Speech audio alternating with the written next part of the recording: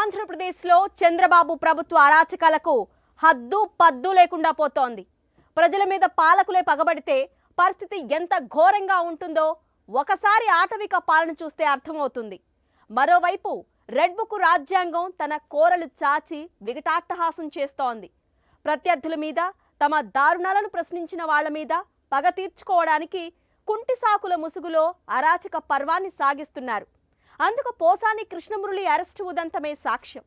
10 ఏళ్ల క్రితం సినీ ఇండస్ట్రీలో ఒక సామాజిక వర్గం ఆధిపత్యాన్ని పోసాని ప్రశ్నించారు. ఆయన కూడా ఆ సామాజిక వర్గానికి చెందిన వ్యక్తే. ఆ వీడియోని ఇప్పుడు చూసి తీవ్ర ఆందోళన చెందిన జనసేన నేత పోలీసులకు ఫిర్యాదు చేస్తే వాళ్ళు ఆగమేఘాల మీద కేసు నమోదు చేసి హైదరాబాద్ వెళ్లి మరీ 66 ఏళ్ల పోసానిని రాత్రికి రాత్రి అరెస్టు చేసేశారు. ఈ లెక్కన పచ్చిబూతుల పచ్చమూకని ఏం చేయాలి? నిసిగ్గుగా తెలుగుదేశం నేతలు తమ ప్రత్యర్థులను బూతులతో దూషించినందుకు వాళ్ల మీద ఎన్ని కేసులు పెట్టాలి? ఎన్నిసార్లు అరెస్టు చేయాలి? దీనిపైనే ఇవాల్టి మ్యాగజైన్ స్టోరీ. ప్రజలు అధికారం ఇచ్చింది ఎన్నికల ప్రచారంలో ఇచ్చిన హామీలను అమలు చేయమని. ప్రజలు అందలం ఎక్కించింది అందర్నీ సమాన దృష్టితో చూడమని. అంతేకాని అధికార మదాన్ని నెత్తికెక్కించుకొని పగా ప్రతీకారాలతో రగిలిపోతూ ప్రజాస్వామ్యాన్ని కూని చేయమని కాదు. అరాచక పాలనని ప్రశ్నిస్తున్న సోషల్ మీడియా యాక్టివిస్టుల మీద తప్పుడు కేసులను ప్రయోగిస్తున్నారు. దొంగ అరెస్టులతో చెలరేగిపోతున్నారు. వైఎస్ఆర్సీపీ నేతలను అదేవిధంగా టార్గెట్ చేస్తున్నారు. అరెస్టులతో భయభ్రాంతులను చెయ్యాలని విఫల యత్నాలు చేస్తున్నారు. ఇప్పుడు మరింత దిగజారిపోయి కుంటి సాకుల కుట్రలకు పదును పెడుతున్నారు. నిజంగా మనోభావాలను గౌరవించే ఉద్దేశం కూటమి ప్రభుత్వానికి ఉంటే అరెస్టు చేయాల్సింది పోసాని కృష్ణమురళిని కాదు, పచ్చి బూతుల పచ్చమూకని అంటున్నారు రాజకీయ పరిశీలకులు. ఆంధ్రప్రదేశ్లో చంద్రబాబు ప్రభుత్వం చేస్తోన్న అరాచకాలకు అంతే లేకుండా పోతోంది. ఎన్నికల హామీలను తుంగలో తొక్కేశారు. సంక్షేమాన్ని గాలికొదిలేశారు. అభివృద్ధి అన్న మాటే లేదు. 9 నెలల్లోనే 1,35,000 కోట్ల రూపాయలు అప్పులు చేసి పారేశారు. ఆ డబ్బులు ఎక్కడ ఖర్చు చేశారో, అసలేం చేశారో ఎవరికీ తెలీదు. శాంతి భద్రతలు పూర్తిగా అదుపు తప్పాయి. టీడీపీ గూండాల దాడులు, హత్యలు, హత్యాయత్నాలు, అత్యాచారాలతో ఆటవిక పాలనకి సరైన అర్థం చెబుతున్నారు. మరోవైపు వైఎస్ఆర్సీపీ నేతలు, క్యాడర్, సోషల్ మీడియా యాక్టివిస్టులపై తప్పుడు కేసులు బనాయిస్తున్నారు. దొంగ అరెస్టులతో వికటాట్టహాసం చేస్తున్నారు. భావ ప్రకటన స్వేచ్ఛ గొంతుపై కత్తి కట్టేశారు. రెడ్ బుక్ రాజ్యాంగం నీడలో ప్రజాస్వామ్యాన్ని ఖూనీ చేస్తున్నారు. పగ తీర్చుకోవడానికే పాలిస్తున్నాం అన్నట్టుగా తయారైన కూటమి సర్కార్ ఇప్పుడు కుంటి సాకుల కుట్రలకు తెరతీసింది. అందుకు తాజా ఉదాహరణ పోసాని కృష్ణమురళి అరెస్ట్.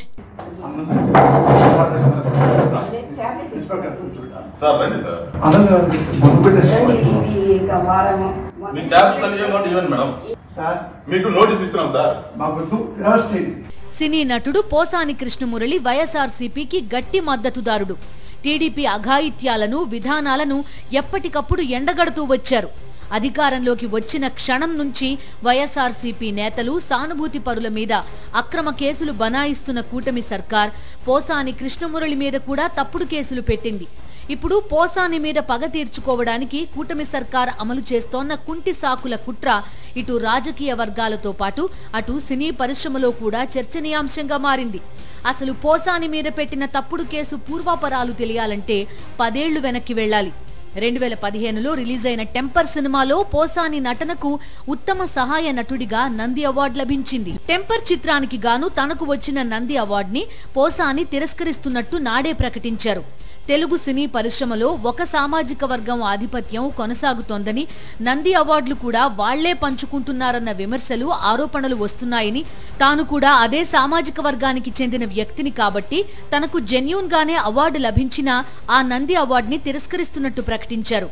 ఆ వీడియోని 10 ఏళ్ల తర్వాత 2025 ఫిబ్రవరి 24వ తేదీన సోషల్ మీడియాలో జనసేన నాయకుడు మణి చూశారట. నాటి పోసాని వ్యాఖ్యలు సినీ పరిశ్రమని ఒక సామాజిక వర్గానికి ఆపాదించేలా ఉన్నాయని ఆయనకు అనిపించిందట. దీంతో తన మనోభావాలు దెబ్బతిన్నాయని ఆయన చాలా బాధతో, ఆందోళనతో ఓబులవారిపల్లి పోలీస్ స్టేషన్లో ఫిర్యాదు చేశారట. అంతే, ఆ ఫిర్యాదు అలా రాగానే పోలీసులు ఆగమేఘాల మీద హైదరాబాద్ వచ్చేసి రాత్రికి రాత్రి పోసాని కృష్ణమురళిని అరెస్టు చేసేశారు. అనారోగ్య సమస్యలతో బాధపడుతున్నారు. టాబ్లెట్స్ తెచ్చుకుంటానన్నా సరే సదరు కాకీలు సమయం ఇవ్వలేదు. టెంపర్ చిత్రంలో తనకు వచ్చిన నంది అవార్డుని తిరస్కరిస్తున్నట్టు పోసాని ప్రకటించిన వేళ సినీ ఇండస్ట్రీలో ఒక సామాజిక వర్గం ఆధిపత్యం కొనసాగుతోందన్న విమర్శలు ఆరోపణలు వస్తున్నాయన్నారు. ఆయన కూడా అదే సామాజిక వర్గం. ఒక కులం వాళ్లు మరో కులం మీద ఆరోపణలు చేస్తే సహజంగా సమాజంలో విభేదాలు పెరిగే ఆస్కారం ఉంటుంది. కానీ పోసాని తన సొంత సామాజిక వర్గంలో కనిపించే ఆధిపత్య ధోరణిని మాత్రమే ప్రశ్నించారు, ఖండించారు. ఇది కులాల మధ్య ఘర్షణకి ఎందుకు కారణమవుతుంది? ఇప్పుడు మనం సంస్కరణవాదులుగా చెప్పుకుంటున్న రాజా రామ్మోహన్ రాయ్, త్రిపురనేని రామస్వామి చౌదరి, గురజాడ అప్పారావు, వేమన లాంటి వాళ్లంతా తమ తమ కులాల్లోని ఆధిపత్య ధోరణిని, తమ కులాల్లోని కొందరు వ్యక్తులు సామాజికంగా చేస్తున్న అన్యాయాలను, అఘాయిత్యాలను ప్రశ్నించిన వాళ్లే. ఎప్పుడో 10 ఏళ్ల క్రితం తెలుగు సినీ ఇండస్ట్రీలో తన సామాజిక వర్గం ఆధిపత్యాన్ని పోసాని ప్రశ్నిస్తే దాని మీద ఇప్పుడు జనసేన నాయకుడి మనోభావాలు దెబ్బతినడం, కేసు పెట్టడం, రాత్రికి రాత్రి పోసానిని అరెస్టు చేయడం ఇది కుంటిసాకుల కుట్ర కాదా? ఇది రెడ్ బుక్ రాజ్యాంగం అరాచకం కాదా అని పరిశీలకులతో పాటు సామాన్య ప్రజలు కూడా ప్రశ్నిస్తున్నారు. అసలు మనోభావాలు దెబ్బతినేలా మాట్లాడడం అంటే ఏంటో తెలియాలంటే టీడీపీ నేతల బూతు కూతలు వినాలి. అసలు మనోభావాలను గాయపరిచేలా వ్యాఖ్యలు చేసిన వాళ్ల మీద కేసులు పెట్టాలంటే పచ్చి బూతుల పచ్చమూక మీద పెట్టాలి అంటున్నారు రాజకీయ పరిశీలకులు. ఇదిగో ఒకసారి ఈ దరిద్రాన్ని వినండి. నేను అడుగుతున్న రోజా, నీ బతుకు ఎవరికి తెలదో? బ్లూ ఫిల్మ్లో యాక్ట్ చేసిందా నువ్వు? ఇప్పుడు మా దగ్గర ఉన్నాయి.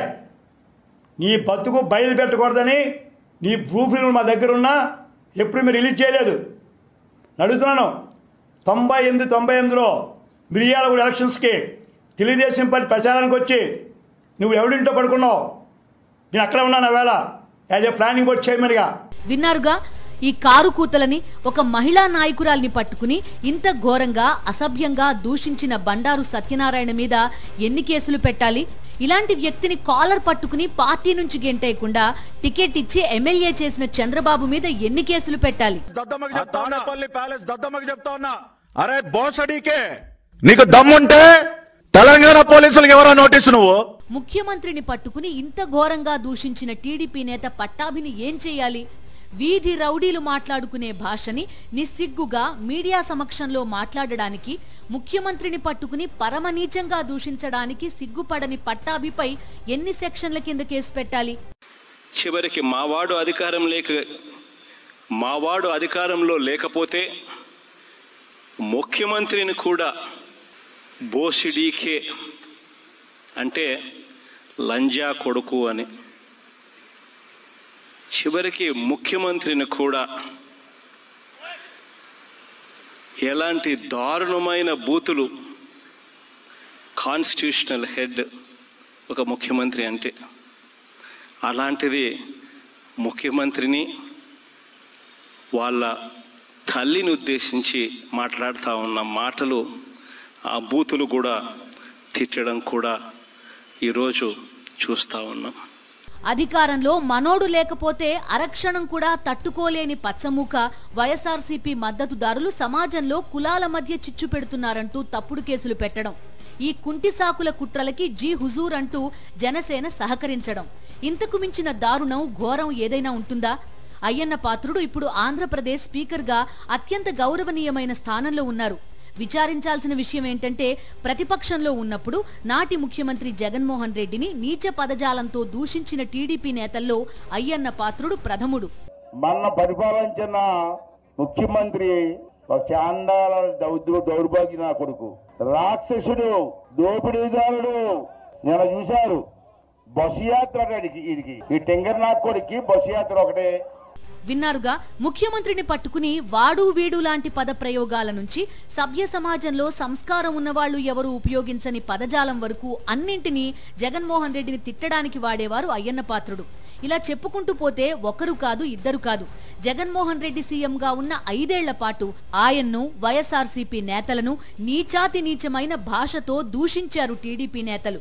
ఎప్పుడో 10 ఏళ్ల క్రితం సినీ ఇండస్ట్రీలో తన సామాజిక వర్గానికి చెందిన వాళ్ల ఆధిపత్యాన్ని ప్రశ్నించిన పోసాని కృష్ణమురళి వ్యాఖ్యలే సినీ అభిమానుల మనోభావాలు దెబ్బతీస్తే, మరి సభ్యతా సంస్కారం ఉన్నవాళ్లు ఎవరూ మాట్లాడలేని రోత భాషతో చెలరేగిపోయిన పచ్చిబూతుల పచ్చమూక మీద ఎన్ని కేసులు పెట్టాలన్న ప్రశ్న సమాధానం కోసం తెలుగు రాష్ట్రాలంతా తిరుగుతోంది.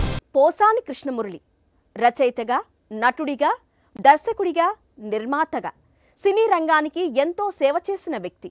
సామాజిక సేవలోనూ తనదైన ముద్ర వేసుకున్నారు.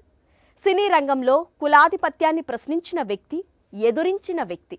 ప్రతిభ ఉన్న ప్రతి ఒక్కరికి పరిశ్రమలో అవకాశాలు రావాలని బలంగా కోరుకున్న వ్యక్తి. పేదరికంలో పుట్టాడు. అక్షరాన్ని, నిజాయితీని నమ్ముకున్నాడు. ఆత్మాభిమానాన్ని ఎన్నడూ చంపుకోలేదు. తప్పుకి ఎప్పుడూ కొమ్ము కాయలేదు. సినీ పరిశ్రమలో కానీ, రాజకీయాల్లో కానీ ప్రతి క్షణం నిటారుగానే నిలబడ్డాడు. నిజంతో ప్రయాణం చేశాడు. జీ హుజూర్ డ్రామాలు వేయలేదు. కులగజ్జితో పరవశించిపోలేదు. తప్పుని ఖండించేటప్పుడు అతని మాటల్లో దూకుడుండొచ్చు, కానీ అబద్ధాలతో, అశుద్ధాలతో ఎన్నడూ అంటకాగలేదు. అలాంటి పోసాని కృష్ణమురళి కులాల మధ్య చిచ్చు పెట్టాడని అరెస్టు చేశారు. మనలో మన మాట. 2 తెలుగు రాష్ట్రాల ప్రజలకు కులపిచ్చితో రగిలిపోయే నాయకులెవరు? సినీ సెలబ్రిటీస్ ఎవరన్నది తెలీదా? పోసాని కృష్ణమురళి అభిమానులు ప్రేమతో మెంటల్ కృష్ణ అని అంటారే కానీ ఆయన నిజానికి మెటల్ కృష్ణ అని వాళ్లే చెబుతుంటారు.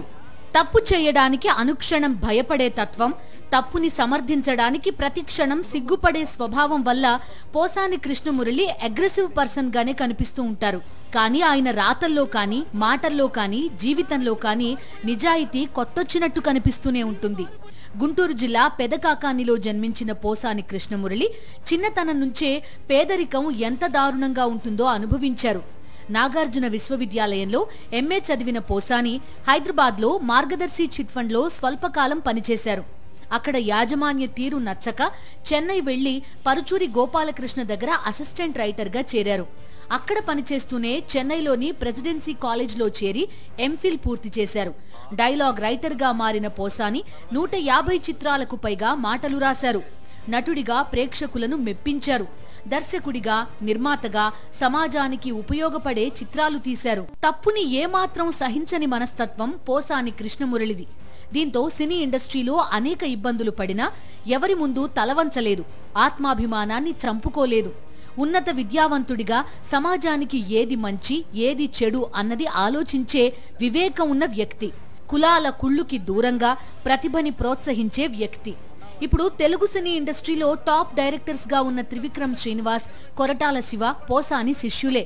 అనేక సందర్భాల్లో పోసాని మాటల్లో కాస్త తీవ్రత కనిపిస్తూ ఉన్నా ఆయనంత నిజాయితీ గల వ్యక్తిని తామెక్కడా చూడలేదని ఆయన శిష్యులు చెప్పారు.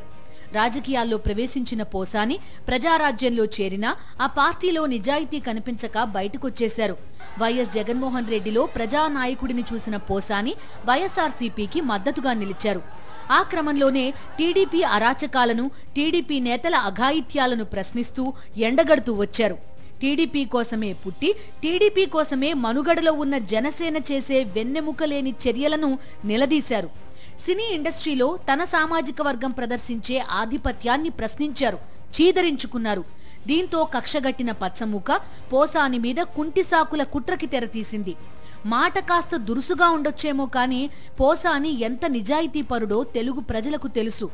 అలాంటి వ్యక్తి సినీ పరిశ్రమలో తన సొంత సామాజిక వర్గం ఆధిపత్యాన్ని ఎప్పుడో 10 ఏళ్ల క్రితం ప్రశ్నిస్తే ఇప్పుడు మనోభావాలు దెబ్బతిన్నాయంటూ దొంగ కేసు పెట్టేశారు. రెడ్ బుక్ రాజ్యాంగం మద్దతుతో ప్రజాస్వామ్యాన్ని మరోసారి ఖూనీ చేసేశారు. రాజకీయ ప్రత్యర్థులపై వ్యక్తిగత దాడులు చేయడం, వాళ్ల వ్యక్తిత్వ హననానికి పాల్పడడం, సభ్య సమాజం సిగ్గుతో తలదించుకునే పదాలతో దూషించడం, వీటిలో తెలుగుదేశం పార్టీ నేతలు ఆరితేరిపోయారు. ఎవరిదాకనో ఎందుకు పచ్చమోక పైశాచికత్వానికి టార్గెట్ అయిన వాళ్లల్లో సాక్షాత్తు ఈ దేశ ప్రధాని నరేంద్ర మోదీ కూడా ఉన్నారు. నాడు ప్యాకేజీ కోసం ప్రత్యేక హోదాకి నీళ్లొదిలేసిన చంద్రబాబు ప్రజలంతా వైఎస్ఆర్సీపీ వెనకే ఉన్నారని అర్థమై ఎన్డీఏ నుంచి బయటకొచ్చేశారు. అక్కడి నుంచి మొదలు పెడితే 2019 ఎన్నికల దాకా నరేంద్ర మోదీని అనరాని మాటలన్నారు. విమర్శలు, ఆరోపణల స్థాయిని దాటేసి ప్రజాస్వామ్య స్ఫూర్తికే మోదీ ఆటంకమన్నారు. మోదీని దొంగ అన్నారు, దగా కోరన్నారు. మోదీ ప్రధానిగా కొనసాగితే భారత్లో ప్రజాస్వామ్యమే మిగలదన్నారు. విలువలు, విశ్వసనీయతకి ఆమడ దూరంలో రాజకీయం చేసే నేతల్లో చంద్రబాబుది మొదటి స్థానం. 4 దశాబ్దాల ఆయన రాజకీయ జీవితం అడుగడుగునా ఇందుకు సాక్ష్యాలు కనిపిస్తూనే ఉంటాయి. తమ ప్రత్యర్థులను అత్యంత హీనంగా, ఘోరంగా దూషించడం, గీత దాటి వ్యక్తిగత విషయాలపై హేళనగా మాట్లాడడం టీడీపీ నేతలకు అలవాటైన పని. ఆ పార్టీ అధినేత చంద్రబాబుకైతే అందులో పీహెచ్డీనే ఉంది. జగన్మోహన్ రెడ్డిని, వైఎస్ఆర్సీపీ నేతలను పచ్చి బూతులతో దూషించిన టీడీపీ నేతలు చివరకు ప్రధాని మోదీని కూడా విడిచిపెట్టలేదు. ప్రత్యేక హోదాని ప్యాకేజ్ కోసం తాకట్టు పెట్టేసిన చంద్రబాబు వైఎస్ఆర్సీపీ వెనకే ప్రజలంతా ఉన్నారని గ్రహించి నాడు ఎన్డీఏ నుంచి బయటకొచ్చేశారు. ఆ తర్వాత మోదీ మీద కూడా చంద్రబాబు నీచపు మాటలతో దాడి చేశారు. ఒక మాట అన్నాడు అధ్యక్ష, గడ్కరీ గారు ఒక మాట అన్నారు అధ్యక్ష, ఈరోజు భార్యనే చూసుకునే వాడు దేశాన్ని ఏం చూసుకుంటా అన్నాడు అధ్యక్ష. కుటుంబాన్నే చూసుకునే వాడు దేశాన్ని ఏం చూసుకుంటానని అడిగాడు. మీరు కుటుంబాన్నే చూసుకోలేకుండా ఉంటే మీరు దేశాన్ని ఉద్ధరిస్తామంటే ఎవరు నమ్మతారని మిమ్మల్ని అడుగుతున్నా. మీకు నోరుండొచ్చు, అధికారం ఉండొచ్చు, ఈడీ ఉండొచ్చు, సిబిఐ ఉండొచ్చు, బెదిరించవచ్చు, భయభ్రాంతులు చేయొచ్చు. నిజం నిప్పు లాంటిది. విన్నారుగా, భార్యని చూసుకోలేని నరేంద్ర మోదీ దేశాన్ని ఏం చూసుకుంటాడని చంద్రబాబు చేసిన హేళనని తెల్లారి లేస్తే గొప్ప రాజనీతిజ్ఞుడిలా ఫోజులు కొట్టే చంద్రబాబు అసలు స్వరూపం ఇది. నాడు నరేంద్ర మోదీ భార్యని కూడా రాజకీయాల్లోకి లాగిన ఘనుడు చంద్రబాబు. అక్కడితో చంద్రబాబు ఆగలేదు. నరేంద్ర మోదీ దేశాన్ని అమ్మేస్తాడు, ఆయనకు మించిన దగాకోరు లేరంటూ చిల్లర వ్యాఖ్యలతో చెలరేగిపోయారు. ఎప్పుడు మాట్లాడినా ప్రధానమంత్రి నేనేదో వాచ్మ్యాన్ అంటాడు. ఈయన వాచ్మ్యాన్ కాదు, దగాకోరుగా తయారయ్యాడు. దేశాన్ని భ్రష్టు పట్టిస్తున్నాడు. ఈయనకు కావాల్సిన వ్యక్తులకి దేశాన్ని దోచిపెడుతూ మన దగ్గర మభ్య పెడుతూ ఇష్టానుసారంగా మాట్లాడే పరిస్థితి వచ్చారు. నరేంద్ర మోదీని నానా మాటలతో దూషించిన ఇదే చంద్రబాబు 2024 ఎన్నికల్లో మోదీ అండ కోసం కాళ్ల బేరం పర్వానికి తెర తీసేశాడు. మోదీ, అమిత్ షా చీ అన్నా పో అన్నా కింద మీద పడ్డాడు, కాళ్ల మీద పడ్డాడు, కాళ్లా వేళ్లా పడ్డాడు. ఇలా చెప్పుకుంటూ పోతే ఒకటా రెండా ఈ దేశంలో రాజకీయ ప్రత్యర్థులను పచ్చి బూతులతో దూషించే పార్టీ ఏదైనా ఉందంటే అది తెలుగుదేశం పార్టీనే అనడానికి లెక్కకు మించిన ఆధారాలున్నాయి. రాజకీయాల్లో తమ ప్రత్యర్థుల పోటీ పోవాలని ఎవరైనా కోరుకోవడం సహజం. కానీ టీడీపీ నేతలది అలాంటి స్వభావం కాదు. ఇదిగో ఇదొకసారి వినండి. విన్నారుగా, జగన్మోహన్ రెడ్డి ఓడిపోయాడు కానీ చావలేదని ఒకరంటే, అవును ఓడిపోయాడు కానీ చావలేదు, ఎంత మంచి డైలాగ్ అది అంటూ ఇంకొకరు. రాజకీయ ప్రత్యర్థిని నిజాయితీతో ఓడించే సమర్థత లేని వాళ్లే చచ్చిపోవాలని కోరుకుంటారు. ఇది టీడీపీ అసలు స్వరూపం. నిజంగా మనోభావాలు దెబ్బతింటే కేసులు పెట్టి అరెస్టు చేయాలంటే టీడీపీ నేతల్లో జైలుకి వెళ్లని వారే ఉండరు. అలాంటి వాళ్లంతా కలిసి పోసాని లాంటి నిజాయితీ పరుడు మీద తప్పుడు కేసులు బనాయించి ఆటవిక పాలనని పరుగులు పెట్టిస్తున్నారు. ఆంధ్రప్రదేశ్లో అంబేద్కర్ రాజ్యాంగానికి చోటు లేదని రెడ్ బుక్ రాజ్యాంగం సాక్షిగా తెగేసి చెప్తున్నారు. ఇది వాల్టి మ్యాగజైన్ స్టోరీ.